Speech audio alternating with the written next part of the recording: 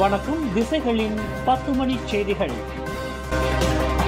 6 வயது சிறுவன் திஷாந்த் கேபிள் டையினால் கழுத்து இறுக்கப்பட்டு கொல்லப்பட்டுள்ளான். சவ பரிசோதனையில் அம்பலம். ஜோஹர் இஸ்காண்டார் புத்ரி ஸ்ரீயாலாமைச் சேர்ந்த 6 வயது சிறுவன் திஷாந்த் கேபிள் டையினால் கழுத்து இறுக்கப்பட்டு கொலை செய்யப்பட்டுள்ளான் என்று சவ பரிசோதனையில் தெரியவந்துள்ளது. நக்ரி சம்பிலான் ரம்பாவ் மருத்துவமனையில் சவக்கிடங்கில் அந்த சிறுவனின் உடல் மீதான சவ பரிசோதனை இன்று செவ்வாய்க்கிழமை நண்பகல் 12 மணிக்கு தொடங்கி மாலை 4:26 மணிக்கு முடிவுற்றது. அந்த சோதனையில் சிறுவனின் இறப்பிற்கு காரணம் அவனது கழுத்து கேபிள் டையினால் இறுக்கப்பட்டுள்ளது. மூச்சுத் திணறலுக்கு ஆளாகிய நிலையில் சிறுவனின் உயிர் பிரிந்துள்ளது என்று சவ பரிசோதனையில் தெரியவந்துள்ளதாக நக்ரி சம்பிலான் மாநில போலீஸ் தலைவர் டத்துஹமட் ஜாஃபீர் முகமது யூசுப் தெரிவித்துள்ளார். எனினும் சிறுவன் கொல்லப்பட்டதற்கான காரணங்கள் தொடர்ந்து ஆராயப்பட்டு வருகிறது. சிறுவனின் கொலை தொடர்பில் அவனது 36 வயது தந்தையை போலீசார் கைது செய்துள்ளனர். தனது மகன் திஷாந்த் கடந்த ஜூலை 24ஆம் தேதி புக்கிட் இண்டாவில் கார் நிறுத்தும் இடத்தில் காணாமல் போனதாக அந்த நபர் போலீசில் புகார் செய்திருந்தார். இதுகுறித்து போலீஸ் புலன் விசாரணை மேற்கொண்ட வேளையில் அந்த சிறுவன் கொலை செய்யப்பட்டு நக்ரி சம்பிலான் ஜம்புல் ரொம்பினில் உள்ள ஓர் இடத்தின் புதரில் புதைக்கப்பட்டது நேற்று மாலையில் கண்டுபிடிக்கப்பட்டதாக டத்தோஹமட் ஜஃபீர் தெரிவித்தார். அந்த சிறுவனின் தந்தை மனைவியுடன் கொண்ட கருத்து வேறுபாடு மற்றும் விவாகரத்து முதலிய குடும்ப பிரச்சினையை எதிர்நோக்கியிருந்ததாக பூர்வாங்க விசாரணையில் தெரிய வந்துள்ளது என்று அவர் குறிப்பிட்டார். தற்போது கைது செய்யப்பட்டு 7 நாள் தடுப்பு காவலில் வைக்கப்பட்டுள்ள அந்த சிறுவனின் தந்தை குற்றவியல் சட்டம் 302 பிரிவின் கீழ் விசாரணை செய்யப்பட்டு வருவதாக டத்தோஹமட் ஜஃபீர் மேலும் கூறினார். கோலாலம்பூரில் உள்ள ஒரு முன்னணி ஹோட்டலில் தனது காதலியுடன் பாலியல் தொடர்பு கொண்ட பின்னர் அவரின் கழுத்தை நெரித்து கொலை செய்த குற்றத்திற்காக ஓர் இந்திய பிரஜைக்கு கோலாலம்பூர் உயர்நீதிமன்றம் இன்று 35 ஆண்டு சிறை தண்டனை விதித்தது. அத்துடன் அந்த நபருக்கு 12 பிரம்படி தண்டனை விதிக்க நீதிமன்றம் உத்தரவிட்டது. ஒரு டெக்னீஷியனான 28 வயது பல்வேண்டர் சிங்கிற்கு எதிராக குற்றச்சாட்டை ப்ராசிகியூஷன் தரப்பினர் சந்தேகத்திற்கு இடமின்றி நிரூபித்துள்ளதாக உயர் நீதிமன்ற நீதிபதி டத்தோ அசஹர் அப்துல் ஹமீத் தமது தீர்ப்பில் தெரிவித்தார். அந்த இந்திய பிரஜை கடந்த 2022ஆம் ஆண்டு அக்டோபர் 6ஆம் தேதி இரவு 8:30 மணியளவில் கோலாலம்பூர் புக்கிட் பிந்தாங் ஜாலான் அலூரில் உள்ள ஒரு ஹோட்டல் அறையில் 36 வயதுடைய தனது காதலியின் கழுத்தை நெரித்து கொன்றதாக குற்றச்சாட்டில் தெரிவிக்கப்பட்டது. ஒரே குடும்பத்தைச் சேர்ந்த 4 ஆப்கானிஸ்தான் பிரஜைகள் போலி விசாவை பயன்படுத்தி மலேசியாவிற்குள் நுழையும் முயற்சியை மலேசிய எல்லை பாதுகாப்பு கட்டுப்பாட்டு ஏஜென்சி வெற்றிகரமாக முறியடித்துள்ளது. கோலாலம்பூர் அனைத்துலக விமான நிலையத்தில் KLIA 1 அந்த ஏஜென்சி மேற்கொண்ட திடீர் சோதனையில் அந்த 4 ஆப்கானிஸ்தான் பிரஜைகளும் பிடிபட்டனர். சோதனைக்கு உட்படுத்தப்பட்ட மொத்தம் 132 அந்நிய நாட்டு பிரஜைகளில் இந்த 4 ஆப்கானிஸ்தான் பிரஜைகளும் அடங்குவர். KLIA 1 வந்தடைந்த பின்னர் குடிநுழைவு முகப்பிடங்களுக்கு செல்லாமல் விமான நிலையத்தின் பயணிகள் வந்தடையும் பகுதியிலேயே உலாவிக் கொண்டிருந்த அந்த 4 ஆப்கானிஸ்தான் பிரஜைகளும் இறுதியில் பிடிபட்டதாக அந்த ஏஜென்சி தெரிவித்துள்ளது. ஒழுக்கக்கேட்டிற்கு வழிவகுக்கும் 2 புத்தகங்களுக்கு உள்துறை அமைச்சு தடை விதித்துள்ளது. அவ்விரு நூல்களுக்கு 2025ஆம் ஆண்டு ஜூலை 1 தேதி மற்றும் ஜூலை 3ஆம் தேதி முதல் தடை விதிக்கப்பட்டுள்ளதாக உள்துறை அமைச்சு ஒரு அறிக்கையில் தெரிவித்துள்ளது. சேஸ் மீ மற்றும் த அப்சசிவ் ஹஸ்பண்ட் ஆகியவையே அந்த 2 புத்தகங்களாகும். ஒழுக்கத்திற்கு ஊறு விளைவிக்கக்கூடிய அந்த 2 புத்தகங்களும் 1984ஆம் ஆண்டு அச்சு இயந்திர மற்றும் அச்சக சட்டத்தின் கீழ் தடை விதிக்கப்பட்டுள்ளதாக அது குறிப்பிட்டுள்ளது. கோலாலம்பூர் அனைத்துலக விமான நிலையத்திலிருந்து இந்தியாவிற்கு சியாமாங் வகையைச் சேர்ந்த குரங்குகளை கடத்துவதற்கு முயற்சி செய்த 36 வயது பெண் கைது செய்யப்பட்டுள்ளார். நக்ரி சம்பிலான் மாநிலத்தைச் சேர்ந்த அந்த பெண் கோலாலம்பூரிலிருந்து இந்தியா ஹைதராபாத்துக்கு மலேசிய ஏர்லைன்ஸ் மூலம் நேற்றிரவு 9:10 மணிக்கு பயணம் செய்யவிருந்த வேளையில் அவரின் பயண பெட்டிகளில் சியாமாங் வகையைச் சேர்ந்த குரங்குகள் இருப்பதை மலேசிய எல்லை பாதுகாப்பு கட்டுப்பாட்டு அதிகாரிகள் கண்டுபிடித்தனர். MH-198 விமானத்தில் அந்த மலேசிய பெண் பயணிப்பது உடனடியாக தடுக்கப்பட்டதுடன் அவர் KLIA விமான நிலையத்திலேயே கைது செய்யப்பட்டார். அவரின் 2 பயண பெட்டிகளில் 4 சியாமாங் வகை குரங்குகளும் இதர 5 குரங்குகளும் இருந்ததாக இன்று வெளியிட்டுள்ள ஒரு அறிக்கையில் மலேசிய எல்லை பாதுகாப்பு கட்டுப்பாட்டு ஏஜென்சி தெரிவித்துள்ளது. சட்டவிரோத விற்பனைக்காக அந்த பெண் குரங்குகளை கடத்தியிருக்கலாம் என்று நம்பப்படுகிறது. தாய்லாந்தும் கம்போடியாவும் உடனடியாக நிபந்தனையற்ற போர் நிறுத்தத்திற்கு உடன்பாடு கண்டதைத் தொடர்ந்து அது தொடர்பான பேச்சுவார்த்தை வழிமுறையை எளிமையாக்குவதற்கு அவ்விரு நாடுகளுக்கும் செல்லவிருக்கும் தூதுக்குழுவினருக்கு மலேசிய ஆயுதப்படை தளபதி ஜெனரல் முகமது நிசாம் ஜஃபார் தலைமை ஏற்கவிருக்கிறார். தாய்லாந்துக்கும் கம்போடியாவுக்கும் இடையிலான போர் நிறுத்தம் நேற்று நள்ளிரவு முதல் அமல்படுத்தப்பட்டுள்ளது.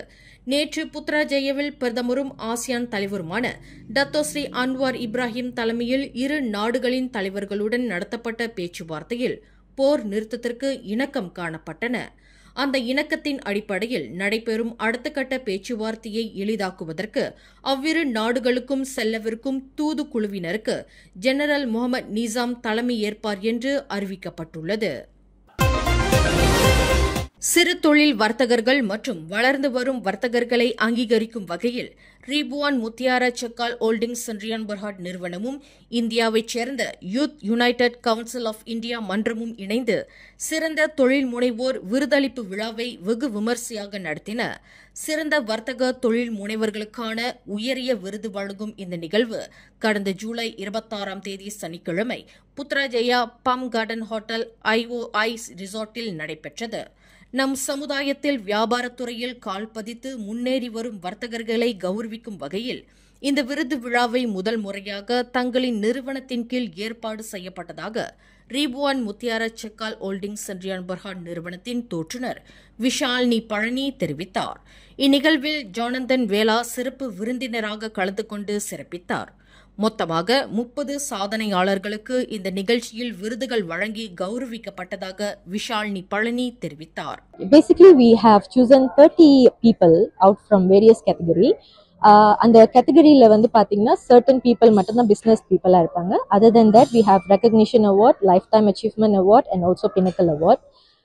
Initially, it was solidly for business. Then நம்மளோட team வந்து discuss பண்ணப்ப we get to know that we have to recognize certain people, certain individual. அவங்களையும் நம்ம எம்பவர் பண்ணணும், அவங்களையும் நம்ம ரெக்கக்னைஸ் பண்ணி ஒரு அவார்ட் கொடுத்தோம் அப்படின்னாக்கா அது அவங்களை இன்னும் பூஸ்ட் பண்ணணும் அப்படின்ற ஒரு அடிப்படையில் we have இந்த கேட்டகரி எல்லாம் வந்து நம்ம பிரிச்சிருக்கோம், which is recognition, pinnacle and also lifetime achievement award. 1997ஆம் ஆண்டில் எவரெஸ்ட் சிகரத்தை அடைந்து சாதனை படைத்து நாட்டிற்கும் சமுதாயத்திற்கும் பெருமை சேர்த்த டத்தோ மகேந்திரன் மற்றும் டத்தோ மோகனதாஸுக்கு வாழ்நாள் சாதனையாளர் விருது வழங்கப்பட்டது. சாதனை என்பது ஒரே நாளில் ஏற்படுத்திவிட முடியாது. கடும் உழைப்பு, அதற்கான கால அளவு மிக முக்கியம் என்று டத்தோ மோகனதாஸ் குறிப்பிட்டார். வணக்கம் எல்லாருக்கும். இன்னைக்கு இந்த நிகழ்ச்சிக்கு வந்துருக்கோம். இங்க வந்து நிகழ்ச்சியை பார்க்கணும்னா எல்லாம் வந்து அச்சீவர்ஸ், மோஸ்ட் ஆஃப் தேம் அச்சீவர்ஸ்லாம் அவங்க துறையில வந்து அச்சீவர் வந்திருக்காங்க. ஸோ எங்களையே வந்து கூப்பிட்டுருக்காங்க அந்த achiever life time achiever award கொடுக்கறதுக்கு. ஏன்னு சொன்னா அது ஒரு நாங்கள் ஏறின டைம் அது ஒரு எல்லாரும் ஒரு இன்ஸ்பயர் ஒரு தூண்டுகோள். அதனால மக்கள் எல்லாம் வந்து அவங்கவுங்க துறையில வந்து சகலத்தை அடைஞ்சிக்கிட்டு இருக்காங்க. ஸோ இப்போ என்ன சொல்ல வரேன்னு சொன்னா எது செஞ்சாலும் வந்து விடாமுயற்சின்னு சொன்னா கண்டிப்பா உங்க சகலத்தை நீங்க அடையலாம். ஆனா ஒரே நாள் அடைய முடியாது, அதுக்குன்னு ஒரு காலகட்டம் இருக்கும். அது முயற்சி பண்ணணும். அதே மாதிரி டைம்ஸ் வில் டேக் டுடே. எப்படியாச்சும் முன்னுக்கு வந்துடலாம். அப்ப நான் முயற்சி பண்ணி கடைசியில டிரான்ஸ்போர்ட் தான் எனக்கு வந்து நல்ல ஒரு அந்த வியாபாரத்தை கொண்டு வந்துச்சு. இன்னைக்கு வந்து பாத்தீங்கன்னா பெரிய அளவுல நான் செஞ்சுட்டு இருக்கேன்.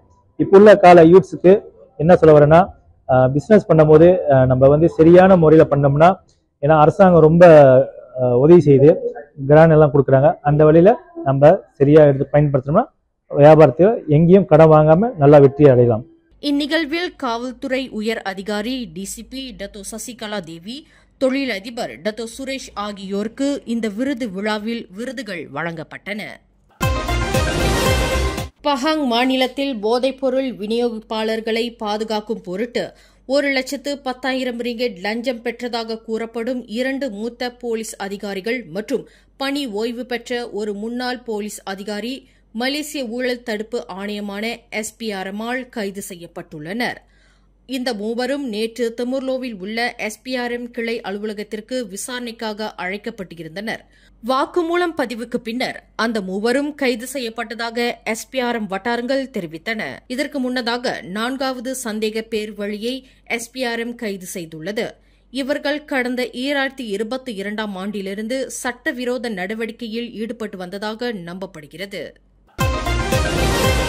கடந்த வாரம் சனிக்கிழமை கோலாலம்பூர் மாநகரில் எதிர்க்கட்சி ஏற்பாட்டில் நடைபெற்ற தூரோன் அன்வார் பேரணி தொடர்பில் பர்சத்து கட்சியைச் சேர்ந்த மேலும் 2 நபர்கள் கைது செய்யப்பட்டுள்ளனர். பர்சத்து கட்சியின் பேரா மாநில இளைஞர் பிரிவின் நிர்வாக செயலாளர் ஃபர்கான் ஹக்கிமி மற்றும் ஷஃபிக் அசீஸ் ஆகியோரே கைது செய்யப்பட்டவர்கள் ஆவர் என்று பர்சத்து கட்சியின் இளைஞர் தகவல் பிரிவு தலைவர் ஹாரிஸ் இடஹாம் ரஷீத் தெரிவித்துள்ளார். அந்த பேரணியில் பிரதமர் டத்தோஸ்ரீ அன்வார் இப்ராஹிமின் உருவப்படத்திற்கு பிரம்படி தண்டனை கொடுத்தது தொடர்பில் அவ்விருவரும் கைது செய்யப்பட்டுள்ளனர் என்று நம்பப்படுகிறது. இத்துடன் பேரணி தொடர்பில் கைது செய்யப்பட்டவர்களின் எண்ணிக்கை 4ஆக அதிகரித்துள்ளது. சுற்றுப்பயணிகளை இலக்காக கொண்டு அவர்களை மயக்கி அவர்களே தங்கள் பணத்தை ஒப்படைக்கும் தந்திரத்தை கையாண்டு வந்ததாக நம்பப்படும் மேஜிக் கும்பலைச் சேர்ந்த 5 அந்நிய நாட்டவர்களை போலீசார் கைது செய்துள்ளனர். கடந்த ஜூலை 22க்கும் 24க்கும் இடைப்பட்ட தேதிகளில் கோலாலம்பூர் மாநகரில் போலீசார் மேற்கொண்ட சோதனையில் மத்திய கிழக்கைச் சேர்ந்த அந்த 5 நபர்களும் பிடிப்பட்டதாக டங்வாங்கி மாவட்ட போலீஸ் தலைவர் ACP ஜுல்சிமி எஃப்என்டி சுலைமான் தெரிவித்தார்.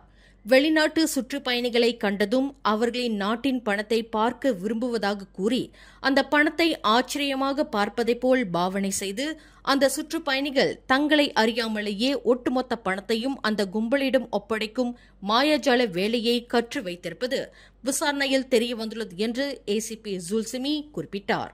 முதல் சோதனை ஜாலான் சுல்தான் இஸ்மாயில் பகுதியில் மேற்கொள்ளப்பட்டது.